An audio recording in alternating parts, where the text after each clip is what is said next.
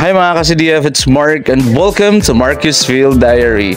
Another day of roaming around Surigao del Norte para po sa ating activity. So before po tayo mag-area, kami po ay pumunta muna sa Surigao City para po kunin yung pinaayos natin na printer. Kaya lang po inabutan kami ng ulan, kaya silong-silong muna kami dito po sa may barangay Sabang. So pagkatapos ng ulan ay dumiretso na kami doon po sa StarTech. Thank you po sa pag-ayos ng printer namin. So pagkatapos po natin makuha yung printer, dumiretso na po ako sa Uslaw at Amuntay para po sa interview natin sa Fisher Fox po doon sa area nila. Pagkatapos pag-uwi natin, may hinanda po yung host community natin ng langka at sobrang sarap po ng kanilang langka at meron din pong mga maliliit na mga saging.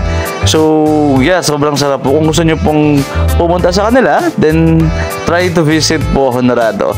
Pagkagabi ho, tayo po ay nakipag-video call dun po sa ating pamilya para po i-unbox yung order natin, kung ano nga pa yung laman doon.